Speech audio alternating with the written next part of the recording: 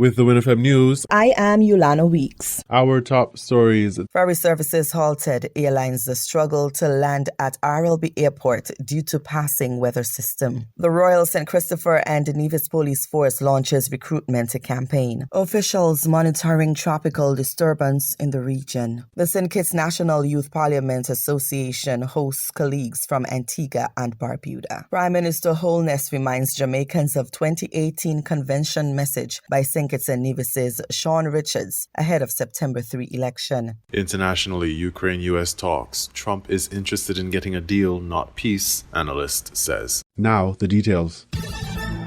Several airlines experienced difficulties landing at the Robert Llewellyn Bradshaw International Airport on Saturday, August 16, 2025, as Hurricane Erin brought heavy rain, strong winds, and reduced visibility. Incoming aeroplanes, including Delta Airlines, American Airlines, and British Airways, were forced to circle several times before landing. Arriving passengers described a tense experience, citing turbulence and extended flight times. Some passengers also complained of a dizzy feeling upon landing. Ground crews worked diligently to manage the flow of arrivals and departures, ensuring that safety remained the top priority. For passengers who were expecting to commute to Nevis by ferry, they were further inconvenienced as sea travel was temporarily halted. The disruptions were directly related to the unstable weather conditions, which caused rough seas. According to official meteorological reports, weather conditions were expected to gradually improve as Hurricane Erin moved away from the islands. Despite some reports of turbulence on Sunday, August 17, 2025, weather conditions were more favorable for aeroplane landing. Water taxi services resumed on August 17 as well, but with limited trips between St. Kitts and Nevis. Sea conditions did not improve enough to accommodate the normal scheduled services. Brian Dyer, director at the Nevis Disaster Management Department, spoke to WINN FM on Sunday evening, August 17, and gave a brief synopsis of the weather impacts on Nevis. He said, quote, Nevis fared well during the passage of Hurricane Erin. The island recorded approximately 2.2 inches of rainfall, with no reported damage across key sectors. While there were no reports of flooding, the transportation sector experienced some losses due to the suspension of ferry and water taxi services caused by rough sea conditions, unquote. The disruptions demonstrated the importance of readiness, and authorities continue to urge people to remain alert as the period from June to November typically brings unpredictable weather patterns to the region. The Royal St. Christopher and Nevis Police Force launched a new recruitment on August 17 as it seeks to bolster its ranks and strengthen public safety across the Federation. The initiative comes at a time when the force is aiming to expand community policing, improve response times, and enhance its presence in high-demand areas and at major functions. In a conversation with WINN FM, Deputy Commissioner of Police Cromwell Henry said the recruitment campaign aims to ensure the numbers are optimal within the force, quote, to support our crime-fighting strategy and to foster stronger relationships with the community, unquote. The force is especially encouraging young people to step forward.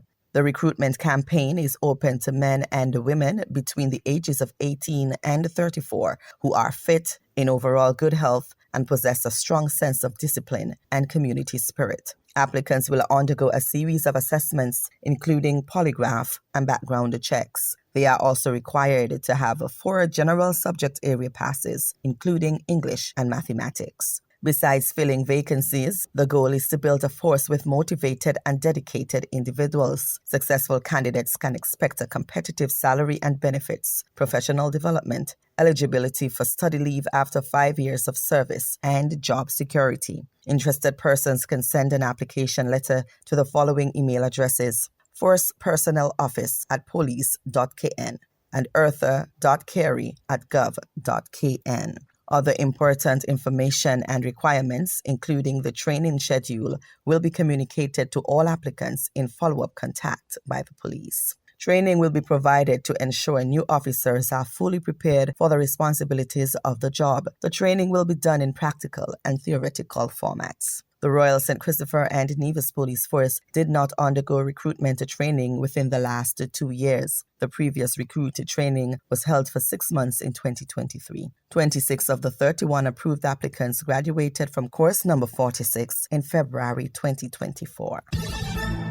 Meteorologists, along with local disaster management officials, are closely monitoring a tropical disturbance in the central Atlantic. The system, which is a large area of showers and thunderstorms, is being tracked for any signs of further development that could pose a threat to the islands. Sharing a tropical weather outlook from the National Hurricane Center, the Nevis Disaster Management Department says the system shows approximately a 50% chance of developing. Though the disturbance is not yet organized enough to be classified as a storm, conditions in the coming days could become more conducive for strengthening into a tropical depression, the department reported.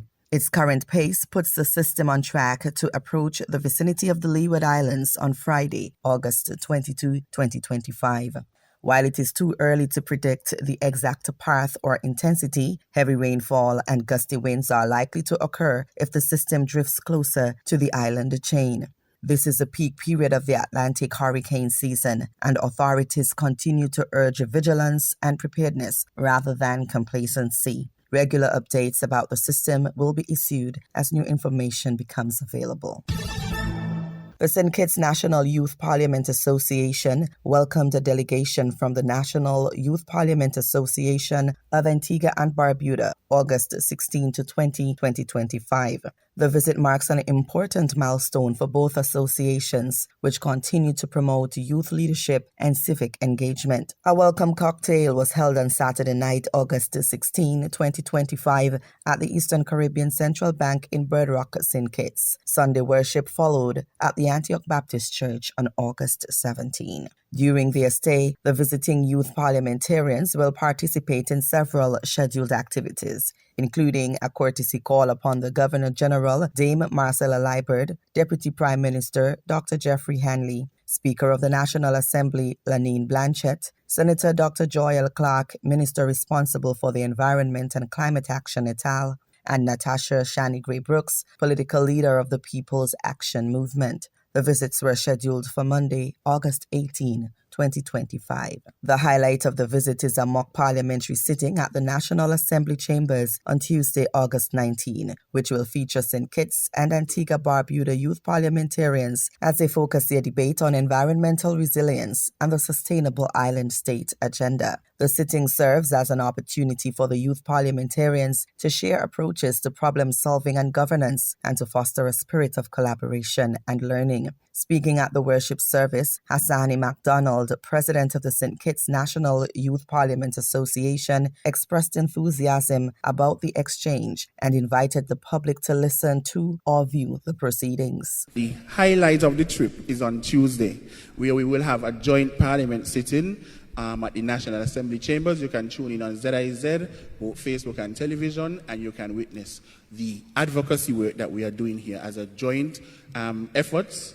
Collaborative. Starts at 9 a.m., should be through by 12. So you can listen to it at your jobs if you have a television. You can put it on your Facebook while you're working.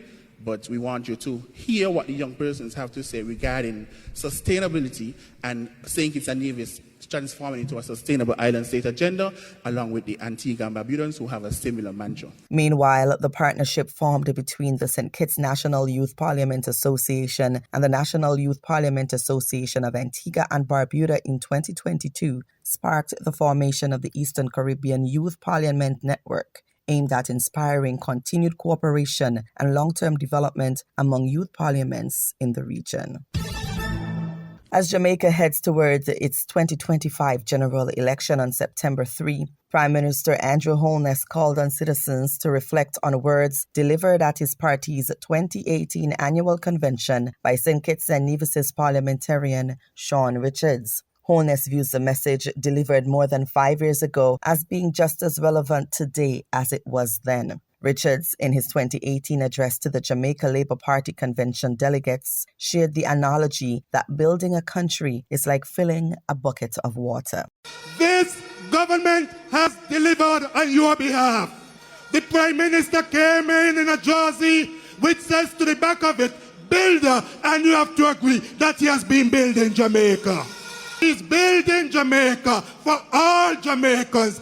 I remember a former convention of my own political party, during which a guest speaker said to us that building a country is like filling a bucket with water.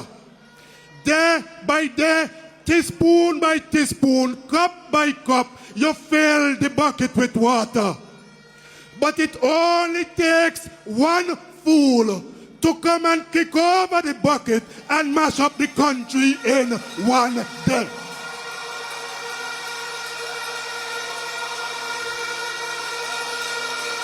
I said to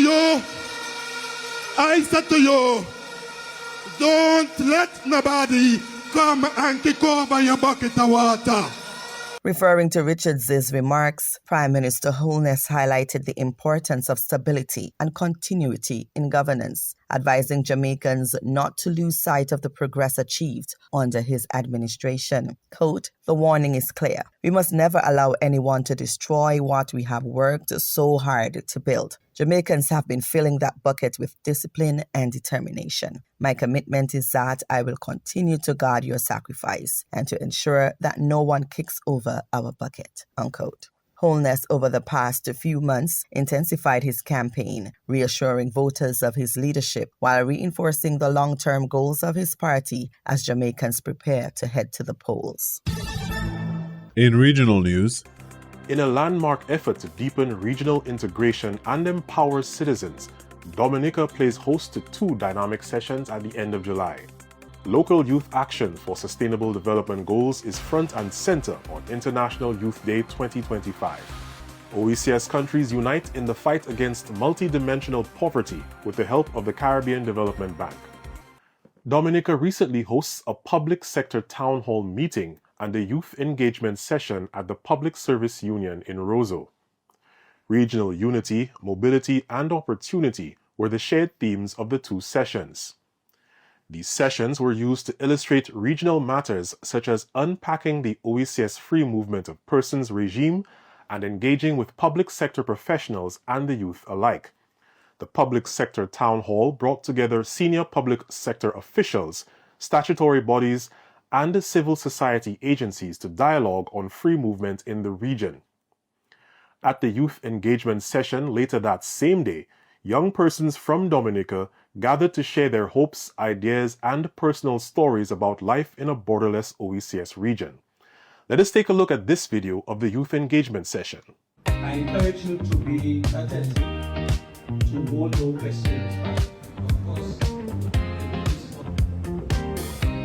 I'm sure you've heard a lot about the movement of people in the OECS. Our icebreakers sort of focused on that as well.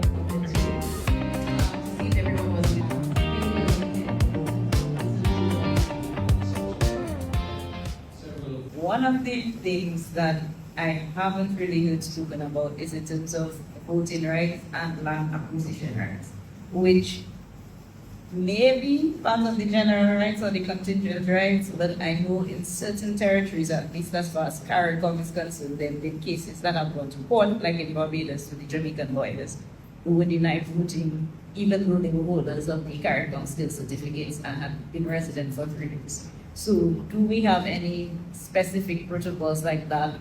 Maybe that falls under equal treatment. But would you be able to register to become a citizen? Do you have permission to do that? Fundamental difference with the economic union and some questions that edging on political union is that as a citizen of Dominica State, Dominica, going to Celebration Others, you have all of those benefits. So the treaty technically gives you the sort of rights that you typically expect that maybe a permanent resident would enjoy, and maybe even more than that, by virtue of the treaty that has been signed.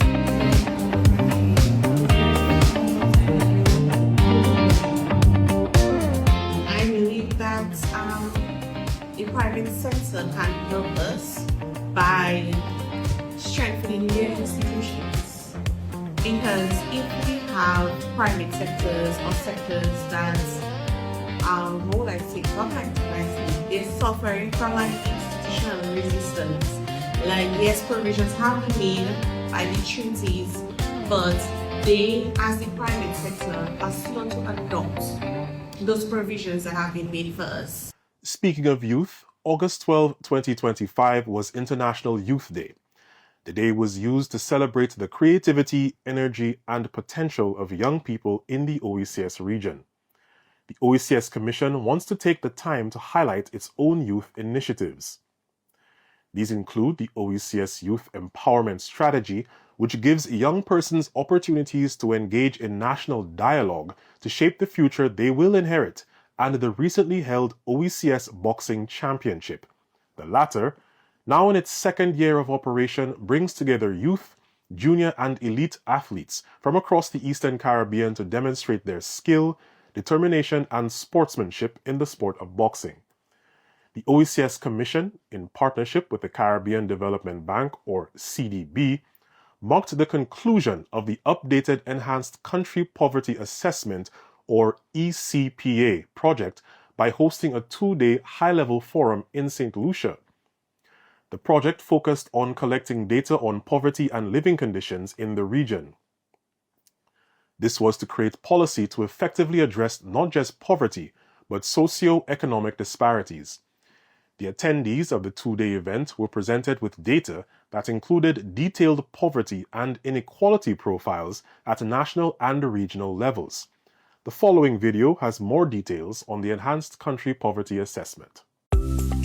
In the fight against poverty, understanding is the first step. The OECS-led CDB-funded Enhanced Country Poverty Assessment Project, or ECPA, prioritizes poverty reduction in the context of sustainable development. The ECPA project strives to accelerate poverty reduction and promote economic stability by obtaining and aligning data with policy direction in the region. It has been at work from 2023 to 2025, collecting data, analyzing households as well as institutions, and building a clear picture of localized poverty in the OECS. This detailed information will allow policymakers to create programs and interventions to address poverty. The Enhanced Country Poverty Assessment Project was implemented over the last 2 years. And what we sought to do was to use some of the surveys of living conditions that had been done in the OECS member states to measure poverty, vulnerability, inequality, and those types of conditions between and within different subpopulations. One of the most, I would say, impactful ways in which, or immediate ways that you can think of that ECPA will have an impact is, for example, I discussed the poverty line, which is an amount of money that allows a person to be able to satisfy their very basic needs. All right, that's an amount of money.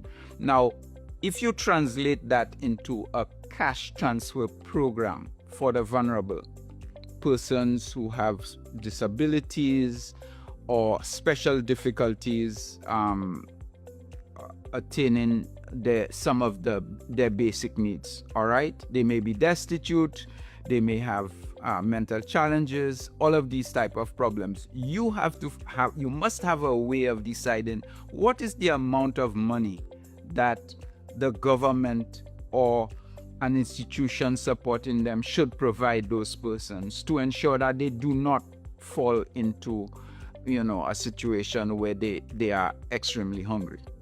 Participating countries in the poverty assessment included all 9 English-speaking OECS member states. We now bring you these international reports. Well, I want to give you a look at the main sticking points in this. Putin wants Ukraine to cede all of the Donbas region, including areas under Ukrainian control. Trump has also told Zelensky to drop the demand for Russia to return Crimea, which it illegally annexed in 2014. Now, Ukraine says it will not cede territory, and legally it can't under its constitution. President Zelensky says the current front lines could be the basis for a ceasefire while talks are held. Russia, however, has ruled out a ceasefire, saying fighting is only going to end with a comprehensive peace deal. President Trump says Ukraine will not be allowed into NATO, one of Russia's key demands. Instead, it's going to receive security guarantees similar to NATO members. Ukraine says it needs clarity on how the guarantees are going to work. Hannah Shelist is the Security Studies Programme Director at Ukrainian Prism. It's a foreign policy and security think tank. She's joining us from Odessa in Ukraine. Thank you very much indeed for being with us. I want to pick up on that point about Ukrainian's constitution. If I understand it correctly, President Zelensky does not have the legal right to be able to cede control. It's down to the constitution, which says there has to be a referendum if the country is going to cede away any territory. How difficult is that going to make it for President Zelensky when it comes to these talks? First of all, yes, it's not only constitution of Ukraine, but that's also the recognition by the Russian Federation, at least in 3 international treaties, the borders of Ukraine, the bilateral treaties, the treaties after that being signed. So we, for those that collapsed, for example, the Soviet Union, so the Russian Federation itself recognized Ukrainian borders. And to change Ukrainian constitution is a very difficult process. It's not only the referendum when we speak about the territorial integrity. That's also quite a long process through the courts, through the parliament, through other procedures. So de facto, any changes can take up to 2 years if to follow all the procedures. And Ukraine is a democratic state. We are following the procedures according to the rule of law. So for the President Zelensky, I can't say that it would be difficult. That would be easy to stand on this position because the population of Ukraine completely supports him. Why we need to give up the territories that Russians even never occupied. And here, just 2 numbers. Since November 2022, Russia managed to occupy only 1% of the territory of Ukraine. And till now, after 11 years of aggression in Donbass, Russia occupied 75% of Donetsk region. So even after 11 years of warfare, they were not able to occupy one region in full. In this case, is it concessions? Is it a compromise that is proposed to Ukraine, or just a pure surrender and gift to the Russian president? So in this case, the negotiations in Washington definitely will be difficult because we need to change this paradigm of conversation. Who is compromising? Who is gifted during these negotiations? And that's part of the difficulty, isn't it? We don't have a lot of details about what it might be discussed at the meetings, but from the outside, it seems as though President Trump and President Putin seem to think that in order to stop the war, Ukraine essentially has to give Russia everything that Russia wants. Is there anything on the table from what we know so far that Ukraine might be able to agree to? First of all, definitely we don't know all details. So we understand that the negotiations didn't went as expected, according to the moods during the press conference and the statements. However, the statements of the White House afterwards and those who were at the negotiations were not that much positive. And that's one of the reasons why the European partners are joining Ukraine today in Washington, because they need to explain that the Russian president was manipulating with the U.S. president de facto, that he understood that Donald Trump would like deal, not peace. So the deal, the quick deal, is more important for him than the long-term consequences of what can be in this deal. And also that all these agreements are not just about Ukraine. They're about the whole European security. And, Russia felt the blood. Why they need to stop? They haven't stopped after Transnistria, after Abkhazia, after Ossetia, already breaking the sovereignty of 2 other states. So now with Ukraine, who said that the next country cannot be the EU or NATO member state? I was just reading that in 2010, in the presidential election in Ukraine then, about 90% of voters in the Donbass region backed Viktor Yanukovych. He was a pro-Russian candidate. How do people in the Donbass region, given the fact that it seems to be a focus for these talks, feel about what could happen to their region? First of all, I would disagree that the people of Donbass was pro-Russian or that the President Yanukovych at that time in 2010 was pro-Russian. He definitely had good relations with the Russian Federation. He was afraid of the European Union integration because his regime was very corrupted.